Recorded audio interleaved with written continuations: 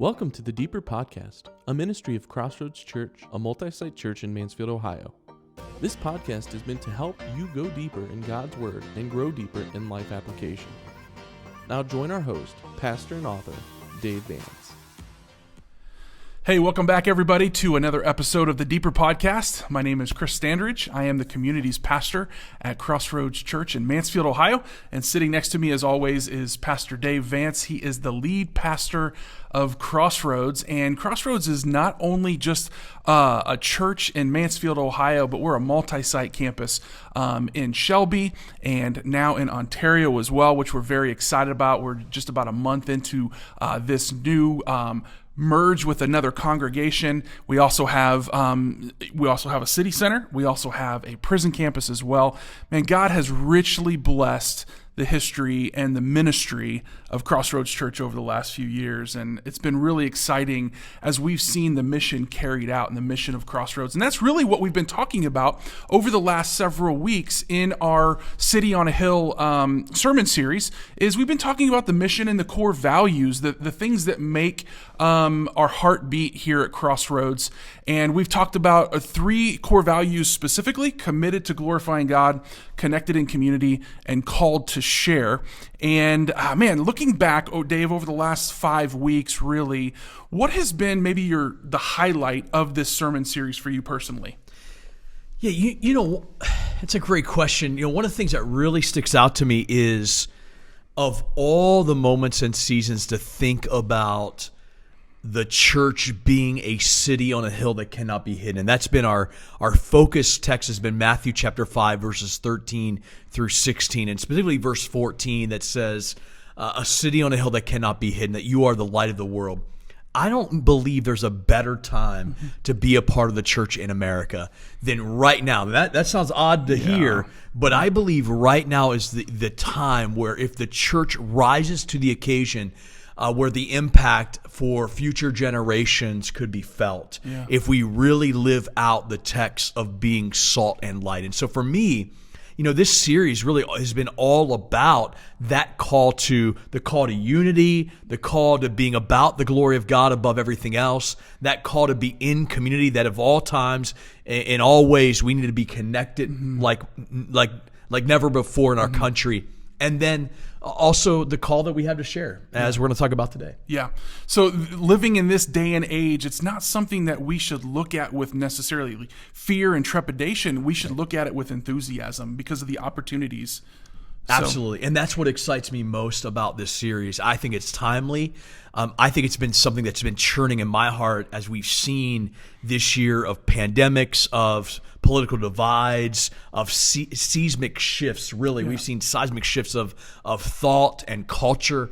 What an opportunity to say, this is what we're meant to be. This is the ancient call of the church to be the salt of the earth. Yeah, I mean, last week, as you recall, as we talked about in the podcast, you kind of hit my spiritual sweet spot last week. We were talking about communities and the need for Christians to be connected in spiritual community, and that's right where I live. That's right up my alley. It gets me fired up. This week, however, felt like a little bit of a gut punch to me, because you hit on something that struck a nerve, not only for me, but many people that were listening to the sermon, because it's something that we needed to hear, this need to make impact in our world and how we're called to share. And I'd be lying, Dave, if I sat here and said that I'm not concerned about the future of our country, and I'm not concerned about some of the decisions that we're making and the directions that we're going. And I'd also be lying if I said I didn't want to pass blame on other people for the people that we have become, the country that we have become.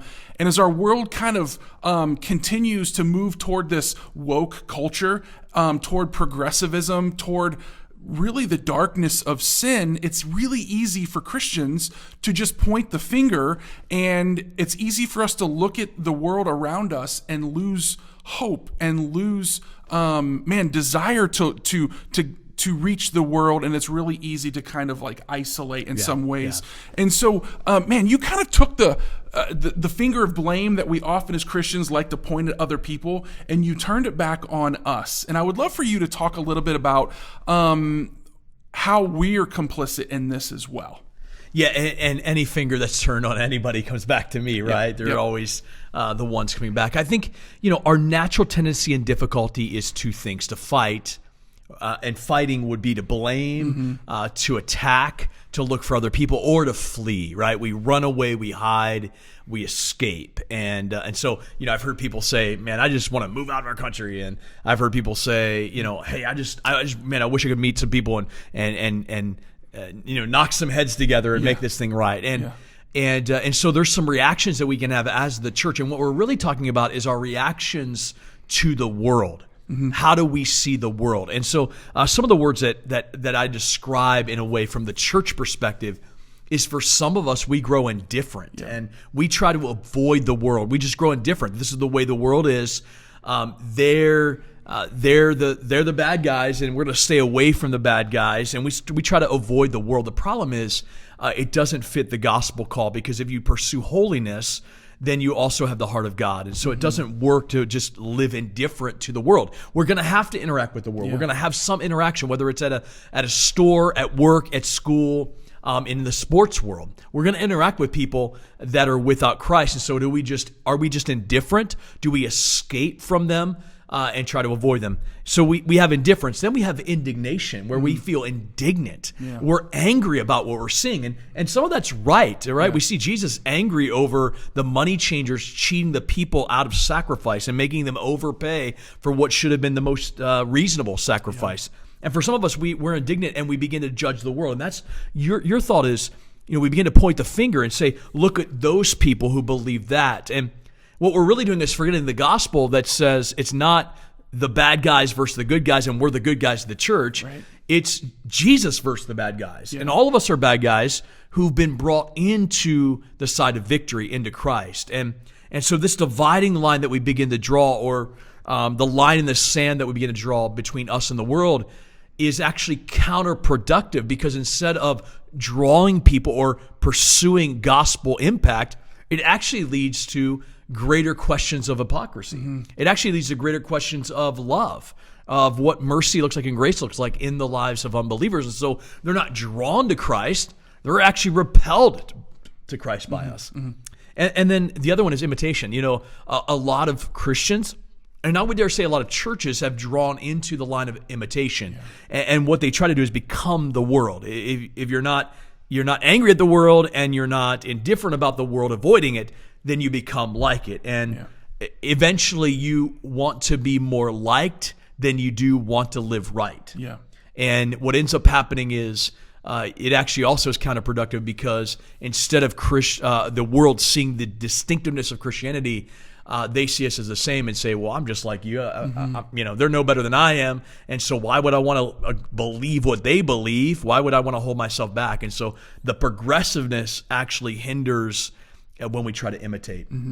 Yeah, and you use those three I words: indifference, indignation, imitation, and you ultimately said, with the fourth I word, this is what we need to respond with. We need to respond with impact. That's right. And so as we kind of break down this sermon that you preached on Sunday, we talk about how as Christians we can make impact, because I think that every one of us wants to make a difference in our generation. We are stewards of the gospel in our generation. We want to know that we're making a difference. We're actually making an impact, as opposed to pulling away or just being mad at the world or just being indifferent. And so we circle back to Matthew chapter 5, which is our foundational text for this sermon series, the Sermon on the Mount, where Jesus talked about us being not only salt of the earth, but the light of the world. That's right. And so my next question for you is, how can these two basic elements of life, salt and light, how can they actually lead us to making an impact in the world?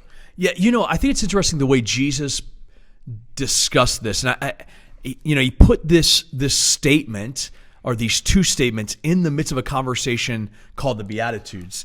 And the Beatitudes end with, blessed are those who are persecuted for righteousness' sake, for theirs is the kingdom of heaven. Blessed are you when others revile you and they speak evil against you and speak falsely against you.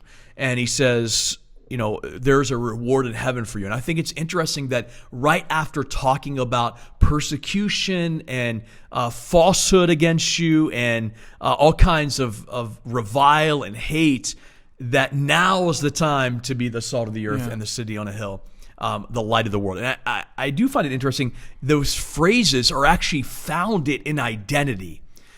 You are the salt of the earth. You are the light of the world. Because what Jesus is getting at is our identity, gospel identity will lead to gospel mission. If we know who we are, then we live differently. Then we live the reflection of these things. And so, when you think of salt and you think of light, I mean, two foundational things, right? Salt, flavor for us, right. Preservative for them.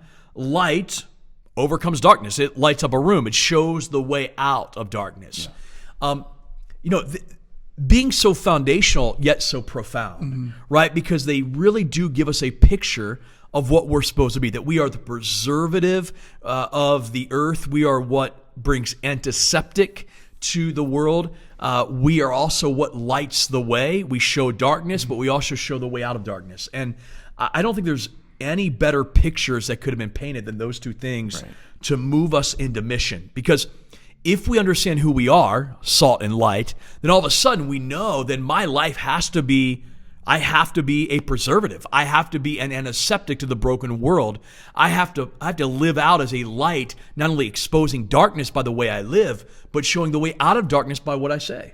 So these two things become clear pictures of the Great Commission, right? To go into all the world and preach the gospel to every creature, to make disciples of every nation. How do I do that? By being salt and being light, by stirring the taste and also demonstrating the love of God. Yeah, and we'll break that down a little bit further as we move on in this podcast. But man, there are so many voices that are out there clamoring for our attention. They're clamoring for our gaze, our focus.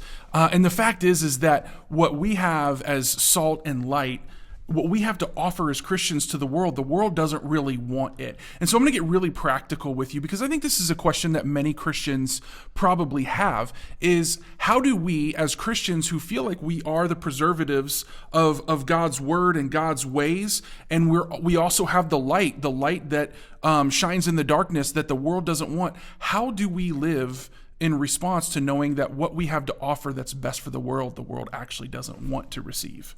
Yeah, and I don't know if that statement is totally accurate, in the sense that the world is not going to naturally want what we offer by the very nature.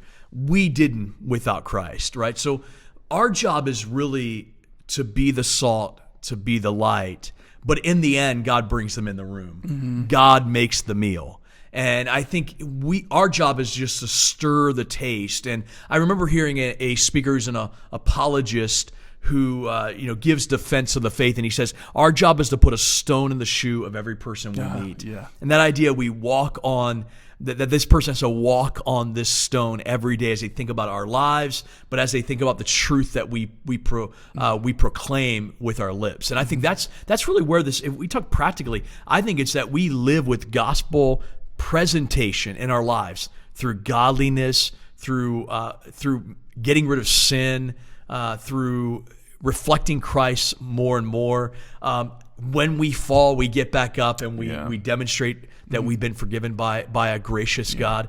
And then by gospel proclamation, where we're actually speaking it. And I think that's where, if you ask me where the church is missing, I think we're not speaking the gospel to people. And so I think most people are a bit receptive to the gospel if we just speak it. I think the statistic would say 80% of people, if invited, would actually come to church.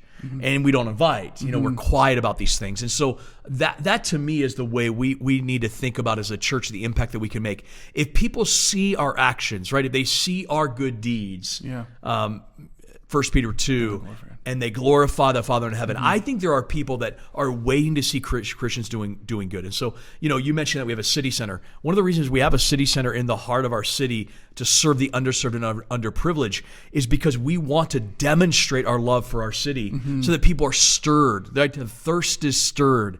They're able to see something different. The light has been lit, and they say, I want to know what's going on with that. And I think that's the missing link is when we understand gospel presentation, and then we back it with gospel proclamation, all of a sudden, these things begin to stir the heart of people. And I actually think in our world today that the direction we're headed, more people are going to be receptive because they're going to keep running into a hypocritical culture. Right. And I think as our culture becomes all the more hypocritical, people are beginning to see through that. The opportunity for you and I to stir the thirst and open the eyes, God opens the eyes, but we begin to turn on the light. I actually think more and more people are actually going to be receptive to it. I think there actually is a stir of revival that's happening, but it's going to take the world continue to go a little bit crazy for it to happen. Yeah. I hate to say that, but it almost is. The crazier the world gets, the more receptive, because we begin to look like the legitimate answer. Yeah, we look different. We look different. The world will start searching for something different. And that kind of comes back to identity. You talked about on Sunday how identity fuels mission. What are some of the side effects that you have seen or that you know about that the side effects of someone searching for identity maybe in some of the wrong places? Yeah, so I have kind of two sides of the same coin when it comes to identity. First of all, there's a lot in our world, and I would even say in the Christian world, of what I call identity confusion. And I'm not talking about gender confusion. I'm talking about identity confusion in the sense of, and certainly gender confusion plays a part in that, right? That's an identity piece. But it's this constant search for what's going to bring me purpose, what's going to bring me identity. And so we have people that look for their jobs, they look for financial success, they look for a certain relationship or multiple relationships. They begin to look at what other people say. And the problem is it never works, because the moment failure comes, or the moment that person disappoints us, or the moment we burn out on the job, we've got to now look for something else to satisfy our hunger for identity. And so we have a bit of identity confusion. The other side of that is what I call identity amnesia. Yeah. And it's where we know who we are, but we forget who we are. We know, okay, I'm a follower of Christ, but I get so wrapped in life that I actually begin to forget who I am. And so I get pressed with friendships. I get pressed with sports. I get pressed with the job and the finances. And all of a sudden I forget who I am. And so these two things are always, I think, a struggle for us as Christians, where we are confused about our identity, or we have identity amnesia and we forget who we are. And I think these same things are in the world. There is identity confusion, and there are some that they've been taught this, but they've forgotten about it. Yeah. So Matthew 5 talks about specifically us being, again, salt and light. Man, I don't know about you. I'm not much of a salt person. Are you a salt person? I really am not, believe it or not. Okay. I know this sounds crazy. I don't put salt on anything, really. Now, I like fries that have salt on them, but usually they have enough salt for me. That sounds a little bit like me. I will put salt every once in a while on my French fries if they're a little bit bland. But we all know those people that salt everything. Oh, yeah. And in fact, my mom, I think she puts salt even on her salads, which seems completely counterproductive to me, to eat healthy and then put salt on something like that. But we all know those people that love salt and they just can't enjoy food without it. But for most of us, we know salt simply as something that flavors our food, or something that we toss out on the road in the Midwest winters in order to melt the ice, and then eventually over the course of 10 years or whatever, however long you have a car, it rusts out your car. I want you to talk about some of the numerous values historically of salt, and specifically why it was such a valuable commodity when Jesus was preaching this sermon. Yes, so the way they thought of salt is very different than the way we thought of salt, because we think salt as a flavoring piece, but for them it was actually a immensely valuable commodity. In fact, many people were paid in bags of salt. You've heard the expression, "You're not worth your weight in salt." Well, that comes from the first century, where they actually paid the Roman soldiers and other workers with the bags of salt. And it's because salt actually was a preservative. It was refrigeration. It preserved meat. And so there's an interesting word. The word salt is the word sal in Latin. And the word salary comes from the word salarium in Latin, which is the word salt money. Salarium.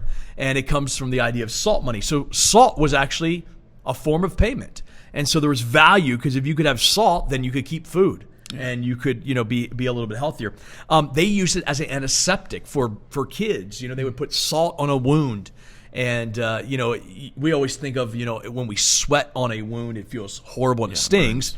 But the idea was if it stings, it's helping it. Yeah. In their day. And then it creates thirst, right? We when we want to have someone drink, we give them a little salt and they can drink, right? It's why when we drink a soda with sodium, it ends up creating more thirst, not quenching thirst. It's because the salt content causes us to want to drink more. Yeah. So we talk about salt and how we're the salt of the earth, but what happens when the salt loses its saltiness, if you will? Like, how does this apply to Christians that are watching this podcast? Yeah, so Jesus says that, if a salt loses its saltiness, how can it be restored? And he's actually making an absurd claim, because if salt doesn't have saltiness, then it's no longer salt. And he says it's to be thrown out and trampled under people's feet, or as I say, it becomes road dust, and you put it on the highway and hopefully it melts ice. But the fact of it is, it has no purpose. Salt cannot be without saltiness. Otherwise, it's not salt. And so for you and I, if we do not live as salt of the earth, gospel presenters and gospel proclaimers, then we're really not Christians. Yeah. And I don't think he's going that if we're not witnessing every moment and every second, we're not Christians. I think his point is, if we don't grasp the concept of being the salt of the earth, if we don't understand our gospel purpose, then what value is there to be a believer? You're not even living out who you are. And that's why he starts with identity. You are the salt of the earth, because this identity should lead you then to live like salt, which is salty. Yeah. And if we know we're gospel people, we're kingdom people, we then live for another kingdom. We live with another purpose. And that's the point, is if you don't do that, well, then you're really not salt. You're really not a kingdom person. Yeah. Let's transition, because I wanted to jump in with just a couple more questions, but I wanted to transition to another text that you read from on Sunday in 1 Peter chapter 2. I actually want to read these verses in 9 through 12. It says this: "But you are a chosen race, a royal priesthood, a holy nation, a people for his own possession, that you may proclaim the excellencies of him who called you out of darkness into his marvelous light. Once you were not a people, but now you are God's people. Once you had not received mercy, but now you have received mercy. Beloved, I urge you as sojourners and exiles to abstain from the passions of the flesh, which wage war against your soul. Keep your conduct among the Gentiles honorable, so that when they speak against you as evildoers, they may see your good deeds and glorify God on the day of visitation." And so how is this picture of an exile, a soldier, and even a representative or an ambassador that you referred to on Sunday, how is it applicable or impactful for the Christian today? Yeah, and the context here is very similar as Jesus was speaking.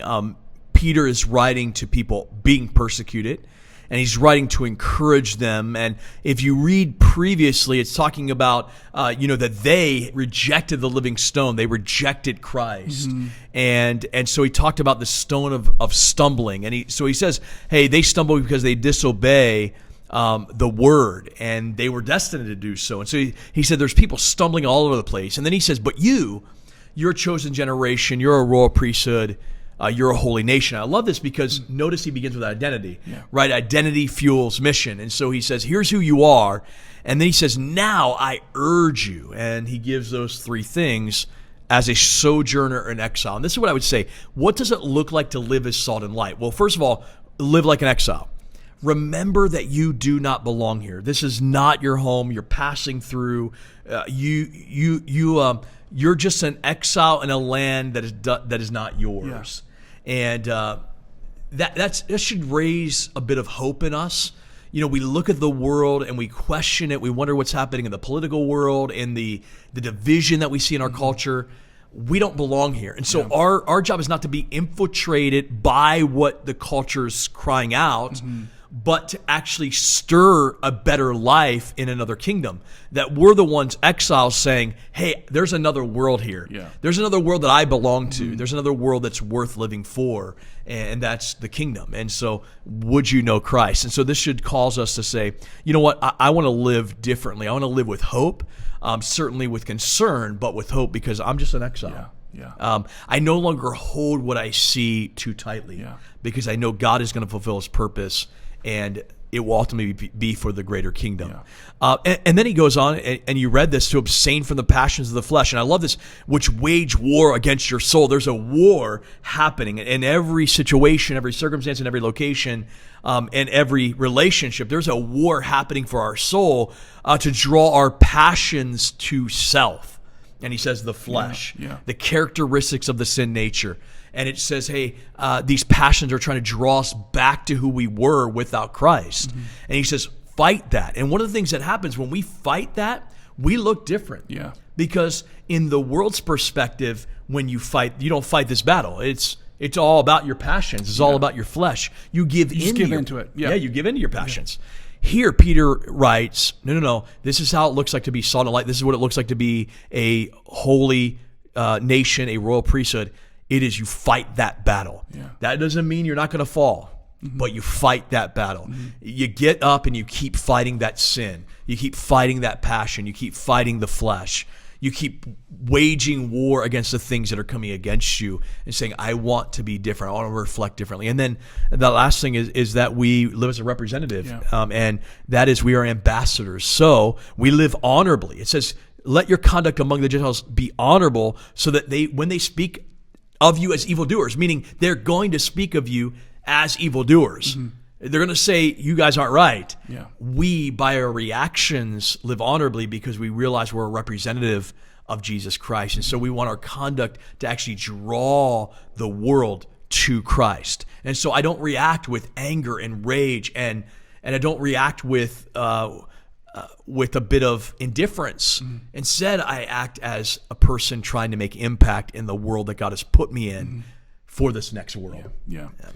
So we all know, as Christians, we all know that we're called to this great commission, but so many of us feel overwhelmed by this command that Jesus gave us. So for that Christian that wants to be salt and light, but is really unsure and has maybe never stepped out of that comfort zone and actually proclaimed Christ or proclaimed their faith or tried to witness to someone, what are some, maybe one next step, one practical step that they could take to be salt and light?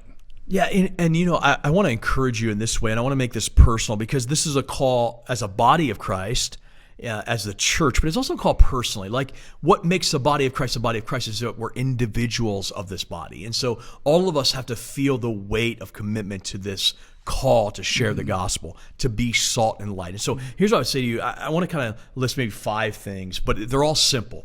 One of them is to pray.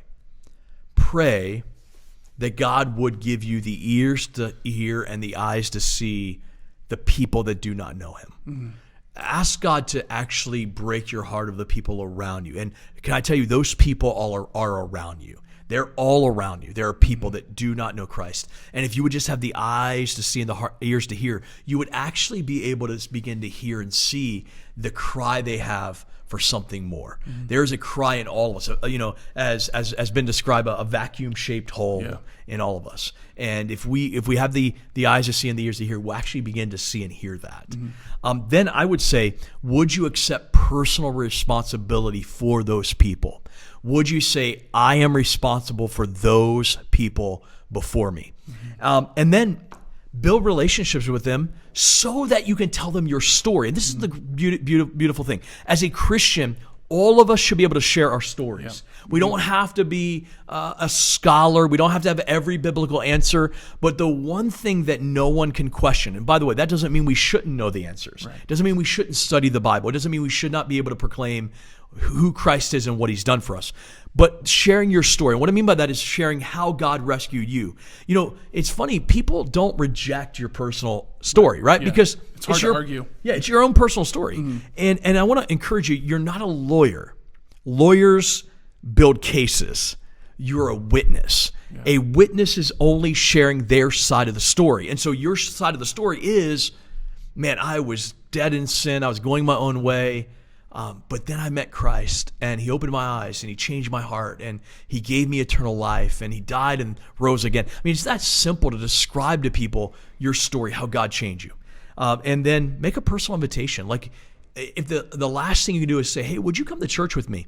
80% of people said they would attend church if they were invited. Wow. It's eye-opening.